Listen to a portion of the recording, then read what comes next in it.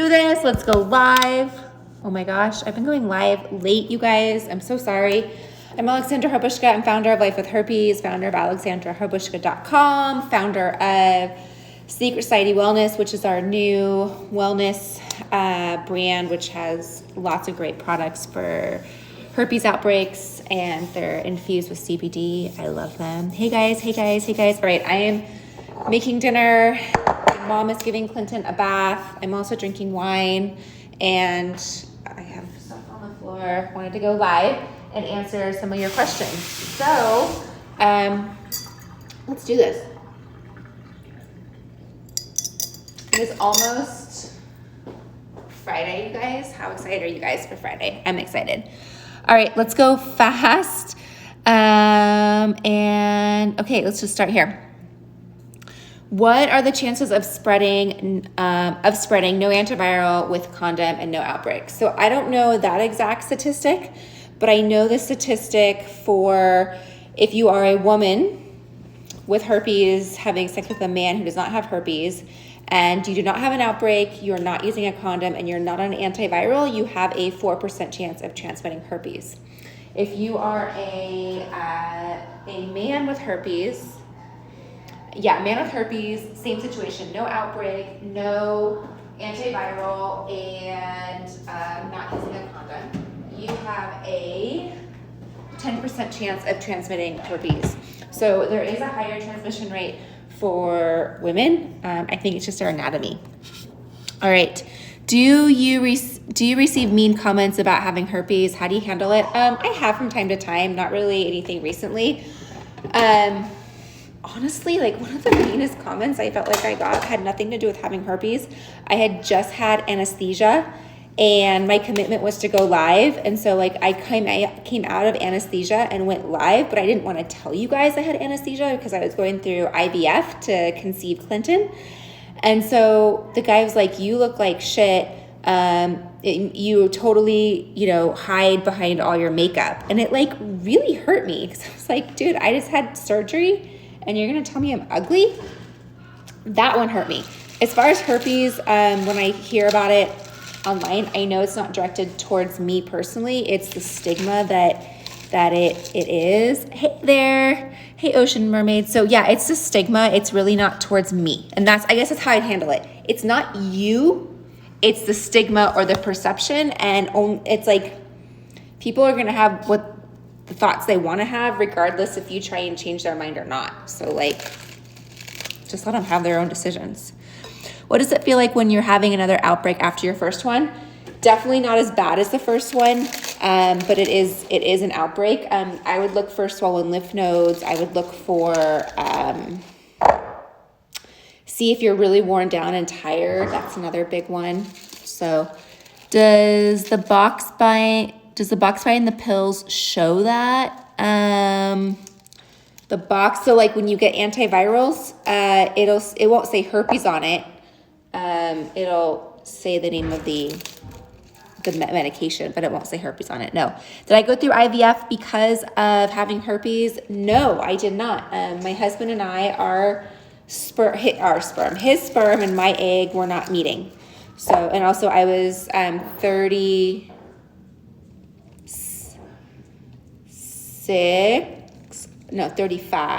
I was 35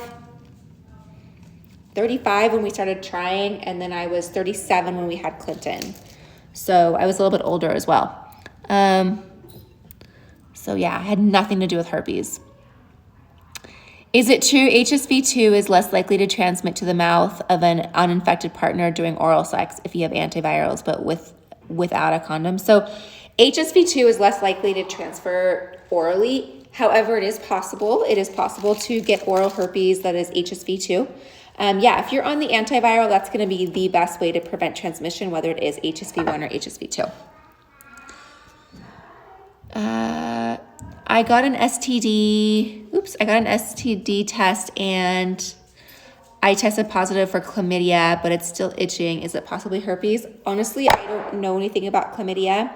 I believe you need an antibiotic for that.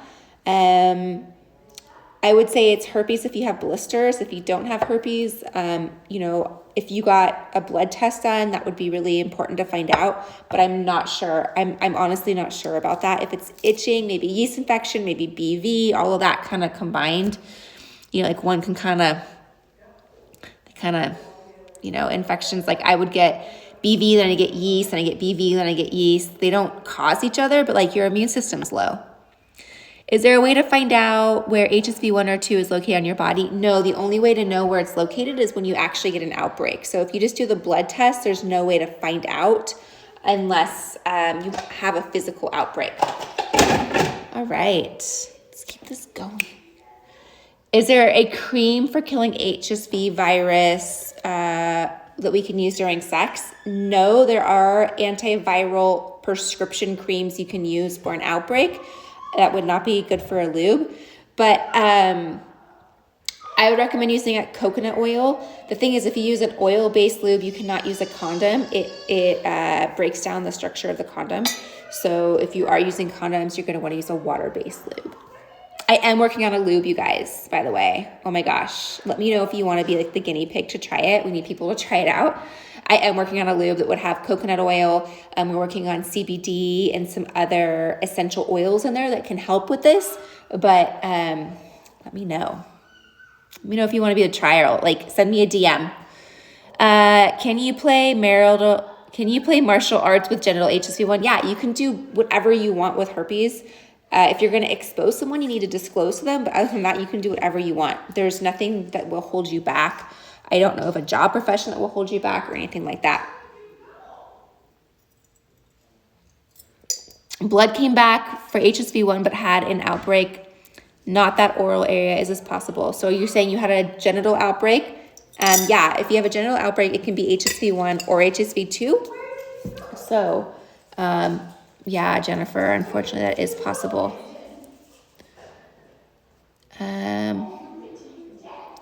Also, what made you decide to turn Clinton a Catholic? Clinton's not Catholic.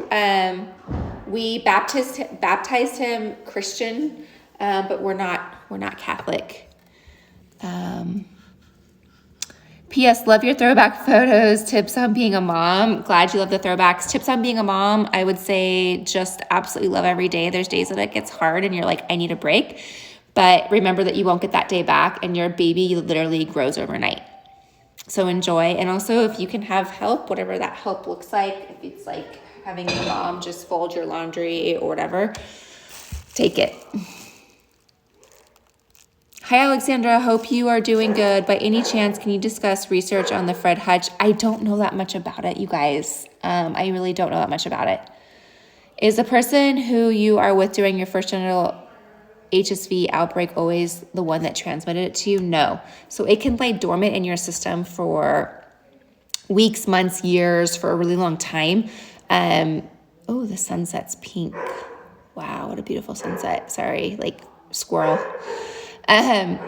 Most commonly the transmission is within 2 weeks that you will show an outbreak, but it could have been from a past partner. Hey, Autumn. Can you get plastic surgery with herpes? Absolutely. Get plastic, do whatever you want.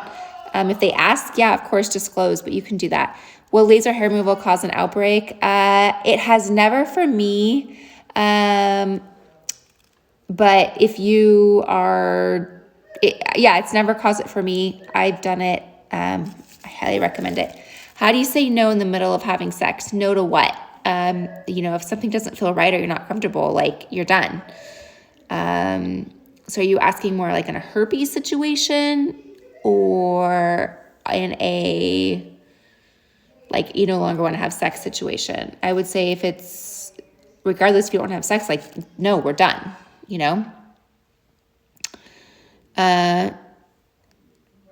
It's your first outbreak was if your first outbreak was vaginal, can you transmit it through your anus too? It's where you're infected. If you get outbreaks there, you might, like I get them anally. I don't know why. It kind of moved from my vaginal opening to my anal opening. That's just where I get them now. So technically that's where I'm contagious. So it just depends on where you have the outbreak and where it's contagious. Do you have it on your face? And what about the difference between HSV1, 2 and HSV1 and HSV2? Yeah, I do. I have oral herpes, HSV1 orally. And so I get them on my mouth. I've only had 3 outbreaks in my life. How do I know the difference? Because this one was diagnosed first and it was HSV1. The second one was diagnosed second and it was HSV2, so I know that. What's the age of the youngest person you know who has herpes and how are they dealing with it? I think 14, 15. They've joined our community. They have found some support, which is really important. Have HSV2 and my partner still wants to perform oral with no dental dam. How safe is that? I would say if your partner is okay with it, then let your partner do it. How safe is it? I don't know the statistics of it being transmitted, but it's up to your partner. And if he's aware of the risk, then I would say go for it. It's his decision, right? Got my test results for HSV2 done on a swab, and it says HSV2 detected, but no index value. So if it's detected, then it means that you have it. It means that you tested positive from a swab. They tested the cells. So your blood test probably won't come back yet, which wouldn't have an index. Oops. All right, guys, let me see. There's a few more. Can the virus cause back pain? Yeah, it can cause sciatica just because it's nerves. Can I have sex with an outbreak? So this is something really important to know.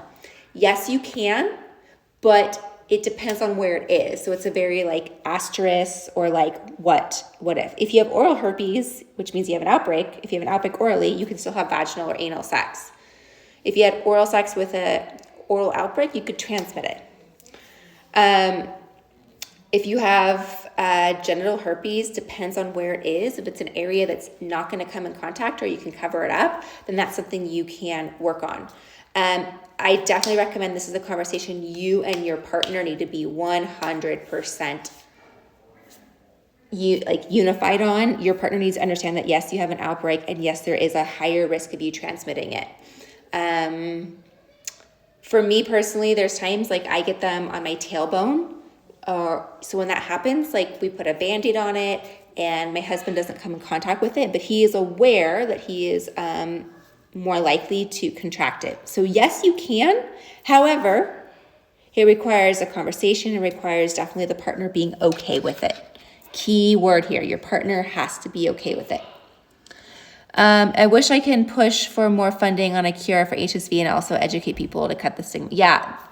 I know the stigma is really the issue. It's really the issue. Oh, we got Clinton. Oh, look at this little guy. Look at this guy. Oh, you want more strawberries. No, we can't have more. No, we can't have more strawberries. All right, I've got to go, guys. I got to put this little guy to bed. I really appreciate you joining me. Have a great rest of your Thursday.